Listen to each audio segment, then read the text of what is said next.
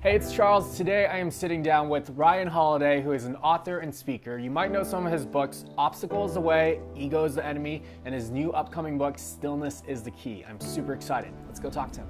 All right, Ryan, I'm super excited about your new book. So yeah, thanks. When I got this book from your publicist, I was like, dude, I cannot put this down. I think it's probably one of your best work yet. I'm sure you still have a lot coming, but I think there's something for everyone, whether they're a productive executive or a mom, or you're just a student that's trying to find more productivity, but stillness is the key. Tell me about your inspiration. Yeah, no, that's exactly what I wanted to do. When we hear stillness, I think we think like a monk or a priest, or an artist, but I think the stillness that I'm interested in is how are you still when the world is crazy around you, when exactly now when you hear a dog barking. How do you take, the world is inherently unpredictable. It is inherently indifferent to us and our sort of peace. Yeah. So how do you develop an inner peace that allows you to sort of keep an even line through all of that? I opened the book with a story of Seneca, and he's in Rome 2,000 years ago, and he's trying to write, but there's all this stuff happening outside the window. And what I love about philosophy, what I love about history is that he's dealing with noise outside his window just like we are. Yeah. And what are the strategies that really wise, successful people have come up with that allow them to tune that out and come right back to whatever the thing in front of them happens to be. Absolutely. So there's one chapter that I love so much. I want you to go into this. Okay. The power of saying no. Of course. So, well, one of the benefits of success is that people come to you with opportunities. Early in your career, you're just fighting for even one crack at one tiny opportunity. Yeah. Then you get that, and if you knock it out of the park, now all of a sudden people are coming to you. Do you want to do this? Do you want to come to this? Do you want to speak at this? Do you want to consult on this? And what you see with really great people is they have incredible discipline about what they allow in and what they agree to go do. Okay. Really great baseball players, for instance, are not just great at hitting the ball very hard. They're not just great what they're really great at is knowing which pitches to ignore, right? Which pitches are the pitcher trying to trick them into doing the wrong thing, right? And I think that's analogous to where we all are in our careers, which is like, how do you know the difference between a good opportunity and a bad opportunity? That's one level of it. But how do you know the difference between the right opportunity and the almost right opportunity? Because we only have so much time, we only have so many resources.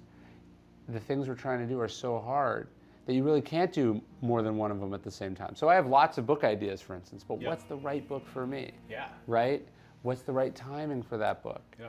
And once I've chosen it, how do I make sure that I'm not also doing 50 other things at the same time that are making me take my eye off that ball? Another chapter is Heal the Inner Child. I want you to go into this. I think that was an interesting perspective.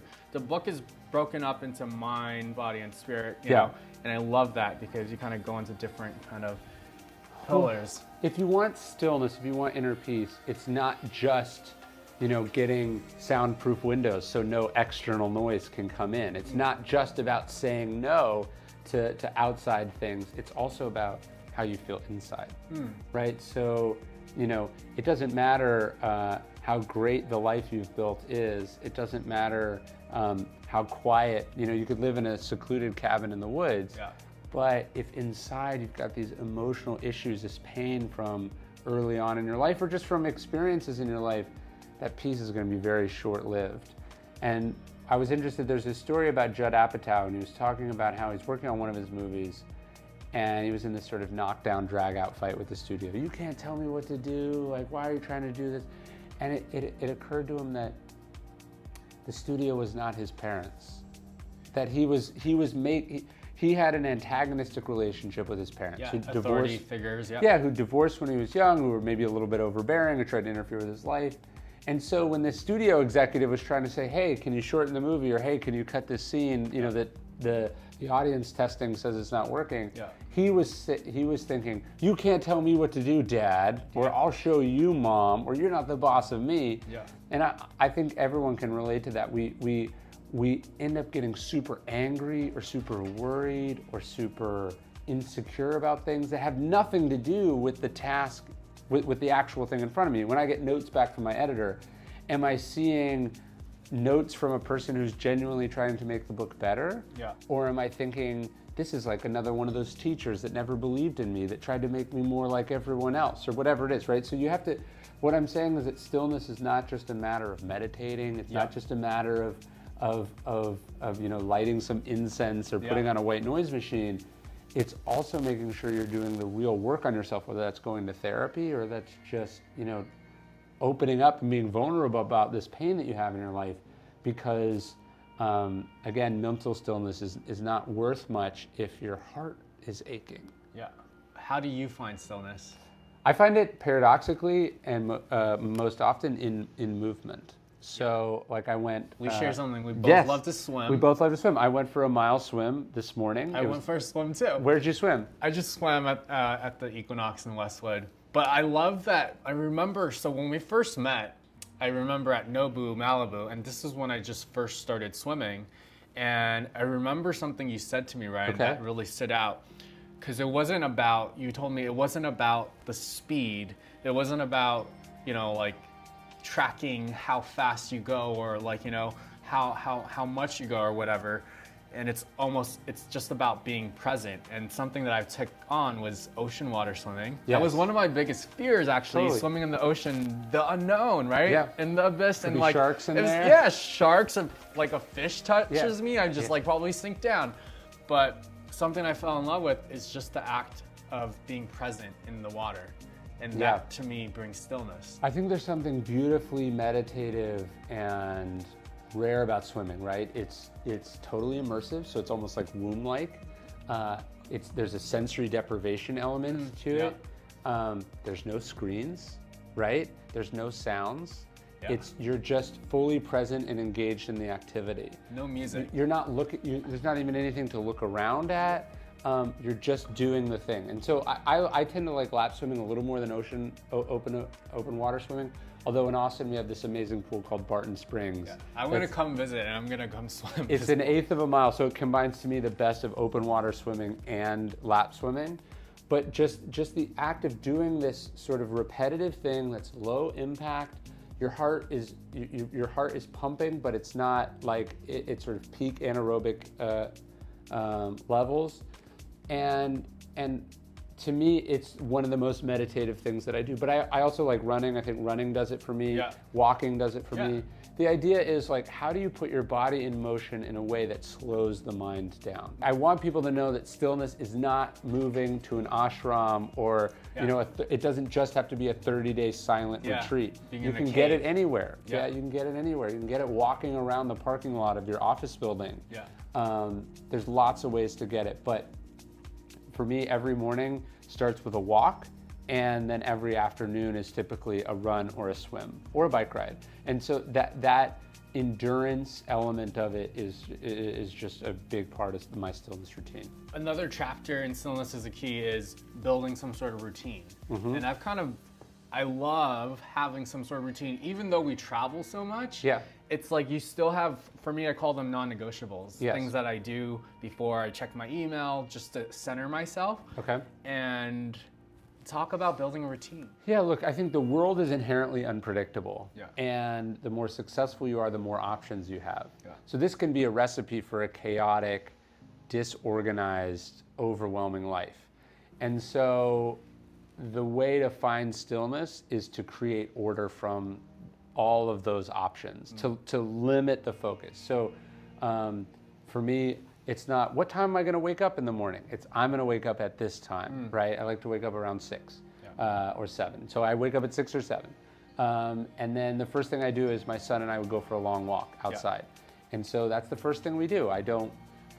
What is in my email inbox doesn't have the ability to interrupt that. The wake up to the walk, that's a non-negotiable. I don't check my phone for the first 1 hour that I'm awake. Yeah. And so there isn't even the option of things interrupting. Yeah. And then I try to go straight into the work, again, before I've checked the phone. So we go on the walk. Ideally, I want to just go right up to my computer and start writing for the day. I want to Writing, go right not into work. checking emails. Writing, Not checking right? email. Yeah. Definitely not checking Twitter. Not checking Facebook. Not not scheduling a quick conference call. I want to go straight into whatever the most important thing I have to do for that day is. Yeah. So maybe for you, that's like when you would schedule a filming if you could, or that's when you would sit down with a notepad and go, I'm planning out my editorial calendar for the next 3 months. Yeah. I actually forgot something I do sort of in between. I also like to sit down with a journal, and I sit down and I just do morning pages where I just write what I'm thinking about, what I'm working on, what I'm struggling with, what's been going on with me. Again, this is quiet, sort of deep, focused time. It's reflection and check-in. Yes, exactly. And look, you could do it in the afternoon, but between 7 a.m. and 3 p.m., chances are a lot of things are going to happen that are going to make you in a less centered place when you sit down to do that. Yeah. And so my attitude is like, if I'm going to do something creative, if I'm ever going to do something reflexive, I want to do it before life can intervene. Before the chaos of the day can throw me off for that. Yeah. So that's just part. I think, like, I do think about routines generally, but I'm primarily thinking about my morning routine. I want to win the morning. Yeah. If I win the morning, the rest of the day can be a bonus. Awesome. Another thing is, did you have some sort of life experience because there's a chapter in your book about accept a higher power. For me, it's like universe, energy, whatever. It doesn't have to be an entity or something that you pray to, but like, what was that experience? What made you? I grew up somewhat religious. Okay. Christian family, went to Catholic church. And then sometime around college, I left it and I became what I thought was an atheist, right? I read a bunch of books. I became very confident that I was an atheist. And as I studied philosophy and religion and like studied the lives of successful people, it is almost universal that they were religious and they had belief in some higher power. And I'm not saying that because all these people believe this. Look, a lot of people in the past were racist. That doesn't mean it's a good idea. Yeah. But it was just, why was that? And so it intrigued me. And as I sort of studied and thought, and I came to the idea that it's very important that you do not believe that you are the highest power in the universe, right? That you, that first and foremost, what belief in something greater than yourself does. It's also humility too. Is it moves you from number one to at least number two, right? Yeah. And that it's very hard to go through life thinking that the universe revolves around you or that you're in control. And I think this is why in 12-step groups, step 2 is all about accepting a higher power. It's about accepting that, hey, you're not in control, and when you try to be in control, things go really badly. Yeah. That you need to let go, you need to give in a little bit, you need to accept that there's a framework or a process that if you submit to can make you better. And so I think where I am now, it's not like I had some magical spiritual awakening. It's not like God spoke to me. I don't know that there is a God. And in fact, that's where I am. I'm agnostic. Agnostic means I don't know. That's right? great. Yeah. Right? That's a fundamental, like, to say like I am absolutely certain that God exists or that there are gods, and to say I am absolutely certain they do not exist, to me is a certainty that I can't wrap my head around anymore. Yeah. But what I can say is that I don't know. And what I can also say is that clearly things are happening. Yeah. Like clearly the universe, the Stoics, who I write a lot about, talk about this idea of the logos. Like it's just something is pulling things forward or moving them. There's some inexplicable energy or direction of that we are more or less powerless to resist.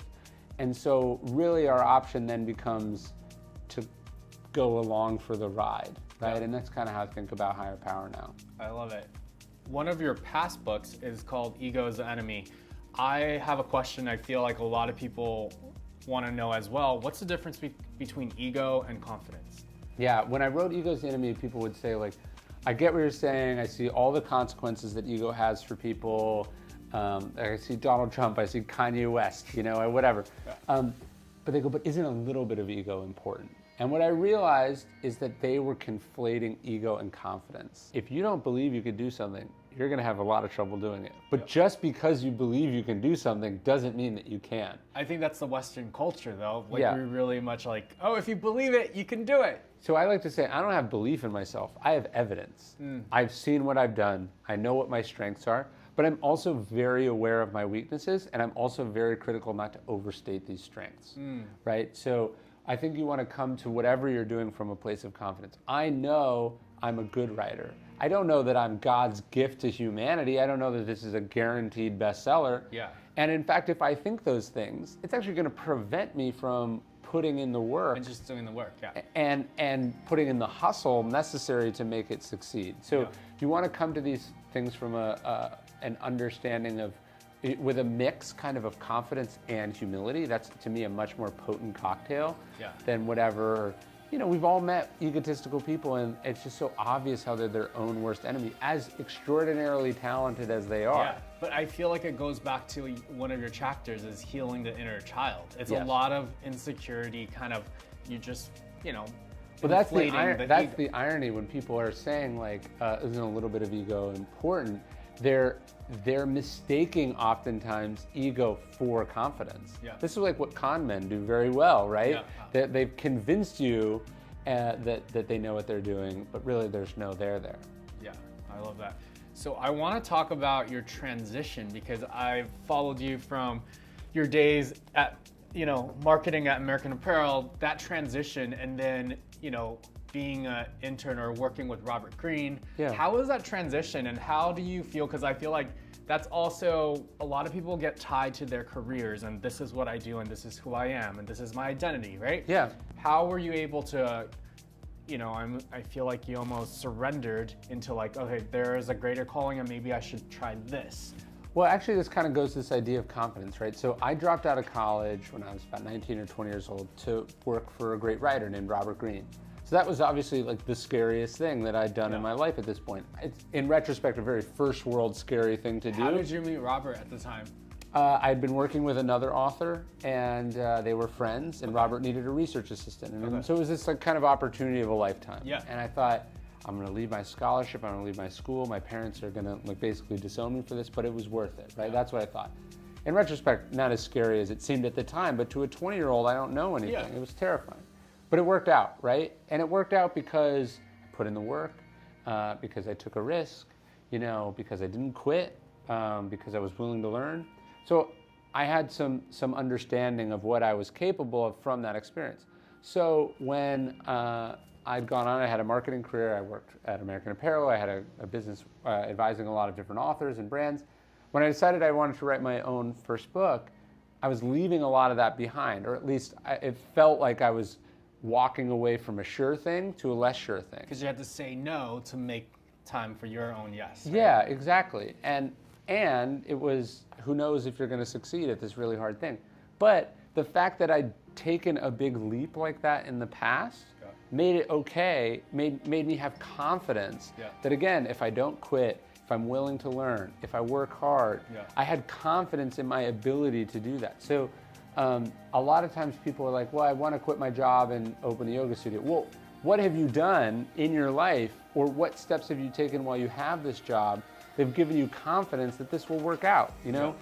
Like, have you worked at a yoga studio? Do you actually know how this business works in and out, right?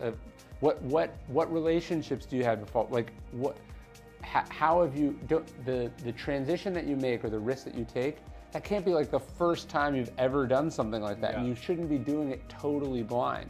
You want to have worked yourself to a position where you can do that successfully. I love it. Who are some of your greatest inspirations right now? I mean, Robert Greene is a huge one. I love Robert Greene's work. I love Cal Newport's work. I think his stuff on deep work and sort of career advice is fantastic. I don't know, who do you like? Right now, I love your work. Thank you. I know you had Marie Forleo on recently. She's amazing. Marie's great. The Dalai Lama. What else am I reading? I think I actually draw so much inspiration from so many different fields. think music, that's a good way to think about it. film. I just look at everything. It could be someone on the street. Like, I feel like you can learn something from everyone. There's a quote I have from Emerson in Ego's the Enemy. He says, "Every person I meet is my superior in something, and that's what I learned from them." And I think, again, you think about the difference between an egotistical person and a confident person. An egotistical person walks around thinking, look at all I have to teach the world. Yeah. A confident person says, I'm okay learning from everyone and anyone, and it doesn't make me any lesser to submit to that process. Yeah. And so, I'm the same way. I want to learn from the greats in music and art and business and science, and I want to, even in this book, my first 2 books were primarily about Stoicism, and I thought, but what schools am I less familiar with? And even though I'd grown up Christian, I really hadn't read much in this, and so I poured myself into that, into Hinduism and Buddhism and Confucianism, and the idea is like there is nothing out there that you can't learn something from, and that's kind of the attitude I try to go through life with. All right, thanks so much for watching, you guys. Thanks, Ryan, for sharing your wisdom, and make sure you guys check out Stillness is the Key. Links below to pre-order, and also check out Ryan at ryanholiday.net, and thanks so much for being here.